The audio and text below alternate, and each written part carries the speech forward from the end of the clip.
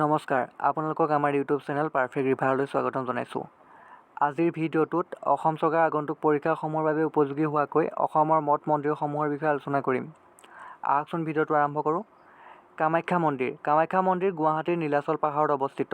কামাখ্যা মন্দিৰৰ নিৰ্মাণকাল হ'ল 1565 খ্ৰীষ্টাব্দ। প্ৰতিষ্ঠাপক প্ৰবাদ অনুসৰি নৰকাসুৰ, ইতিহাস অনুসৰি কোচ ৰজা বিশ্বসিংহ আৰু শেহতীয়াকৈ কোচ ৰজা নৰনাৰায়ণ আৰু চিলাৰায়ে কামাখ্যা মন্দিৰক পুনৰ নিৰ্মাণ কৰিছিল। নৱগ্ৰহ মন্দিৰ। নৱগ্ৰহ মন্দিৰ গুৱাহাটীত অৱস্থিত।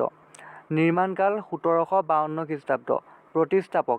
এই মন্দিৰ কোনে কেতিয়া প্ৰতিষ্ঠা কৰিছিল তাৰ সঠিক তথ্য পাবলৈ নাই। এই মন্দিৰৰ প্ৰাংগণত থকা এক শিলালিপি অনুসৰি 1552 চনত আহোম স্বৰ্গদেউ ৰাজেশ্বৰ সিংহই মন্দিৰটো নকৈ নিৰ্মাণ কৰোৱাইছিল বুলি জনা যায়। ৰুদ্ৰেশ্বৰ মন্দিৰ। ৰুদ্ৰেশ্বৰ মন্দিৰ গুৱাহাটীত অৱস্থিত। ৰুদ্ৰেশ্বৰ মন্দিৰৰ নিৰ্মাণকাল হ'ল 1749 চন। আহোম স্বৰ্গদেউ প্ৰমত্ত সিংহই 1749 খ্ৰীষ্টাব্দত তেওঁৰ পিতৃ স্বৰ্গদেউ ৰুদ্ৰ সিংহৰ স্মৃতিত এই মন্দিৰভাগ নিৰ্মাণ কৰাইছিল। শুক্ৰেশ্বৰ মন্দিৰ। শুক্ৰেশ্বৰ মন্দিৰ গুৱাহাটীত অৱস্থিত। নিৰ্মাণকাল হ'ল 1744 খ্ৰীষ্টাব্দ। প্ৰতিষ্ঠাপক। আহোম ৰজা প্ৰমত্ত সিংহই 1744 চনত শুক্ৰেশ্বৰ মন্দিৰ নিৰ্মাণ কৰিছিল। ৰুদ্ৰপদ মন্দিৰ। ৰুদ্ৰপদ মন্দিৰ তেজপুৰত অৱস্থিত। ৰুদ্ৰপদ মন্দিৰ নিৰ্মাণকাল হ'ল 1730 খ্ৰীষ্টাব্দ। প্ৰতিষ্ঠাপক হ'ল আহোম স্বৰ্গদেউ শিৱসিংহ। উগ্ৰতাৰা মন্দিৰ। স্থান গুৱাহাটী। নিৰ্মাণকাল বৰ্তমানৰ গৃহভাগৰ নিৰ্মাণকাল হ'ল 1725 খ্ৰীষ্টাব্দ। বৰ্তমানৰ উগ্ৰতাৰা দেৱালয় আহোম স্বৰ্গদেউ শিৱসিংহই নিৰ্মাণ কৰাইছিল। শ্ৰী শ্ৰী হয়গ্ৰীৱ মাধৱ মন্দিৰ।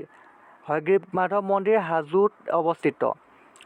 বৰ্তমানৰ গৃহভাগ 1543 খ্ৰীষ্টাব্দত নিৰ্মাণ কৰোৱা হৈছিল। হয়গ্ৰীৱ মাধৱ এক প্ৰাচীন মন্দিৰ যদিও বৰ্তমানৰ ঘৰটো পিছৰ কালৰ।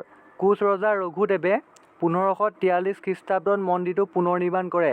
কিছুসংখ্যক বুৰঞ্জীবিদৰ মতে পাল ৰাজবংশৰ ৰজাই 6ষ্ঠ শতিকাত এই মন্দিৰভাগ নিৰ্মাণ কৰাইছিল। বশিষ্ঠাশ্ৰম দেৱালয়। গুৱাহাটী নগৰত অৱস্থিত। গুৱাহাটী নগৰৰ সন্ধ্যাচল পাহাৰত বশিষ্ঠাশ্ৰম দেৱালয় অৱস্থিত। প্ৰতিষ্ঠাপক আছিল আহোম ৰজা ৰাজেশ্বৰ সিংহ। নেঘেৰিটিং শিৱদৌল। গোলাঘাট জিলাৰ অন্তৰ্গত দেৰগাঁৱত অৱস্থিত। প্ৰতিষ্ঠাপক ৰাজেশ্বৰ সিংহ। শিৱদৌল।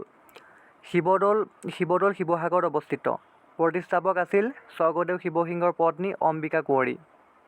হয়গ্ৰীৱ মাধৱ মন্দিৰ। হয়গ্ৰীৱ মাধৱ মন্দিৰ কামৰূপ জিলাৰ হাজোত অৱস্থিত। কালিকা পুৰাণৰ মতে এই তীৰ্থস্থানৰ প্ৰতিষ্ঠাতা আছিল উৰ্বশী। দৌল গোবিন্দ মন্দিৰ। দৌল গোবিন্দ মন্দিৰ চন্দ্ৰভাৰতী পাহাৰত অৱস্থিত। গুৱাহাটীৰ চন্দ্ৰভাৰতী পাহাৰত দৌল গোবিন্দ মন্দিৰ অৱস্থিত। ফাগুন চ'ত মাহত কেইবাদিনীয়া কাৰ্যসূচীৰে ইয়াত দৌল উৎসৱ পালন কৰা হয়। মহাভৈৰৱ মন্দিৰ। মহাভৈৰৱ মন্দিৰ তেজপুৰ চহৰত অৱস্থিত। তেজপুৰ চহৰ উত্তৰ দিশত এটা সৰু টিলাৰ ওপৰত মহাভৈৰৱ মন্দিৰ অৱস্থিত। পৌৰাণিক আখ্যান অনুসৰি বাণ ৰজাই ইষ্ট দেৱতা শিৱৰ পূজা অৰ্চনাৰ বাবে মহাভৈৰৱ মন্দিৰ নিৰ্মাণ কৰা হৈছিল। আজি ভিডিঅ'টো ইমানতে অন্ত পৰিছে। এই তথ্যসমূহ বিভিন্ন ক্ষেত্ৰৰ পৰা সংগ্ৰহ কৰি ভিডিঅ' আকাৰে আপোনালোকৰ আগত উপস্থাপন কৰিছোঁ। তাত কিছুমান হয়তো ভুলো হ'ব পাৰে। ভুলখিনি আপোনালোকে কমেণ্ট বক্সত আঙুলিয়াই দিব বুলি আশা ৰাখিলোঁ। গতিকে ইমানতে ভিডিঅ'টো শেষ কৰিছোঁ। ধন্যবাদ।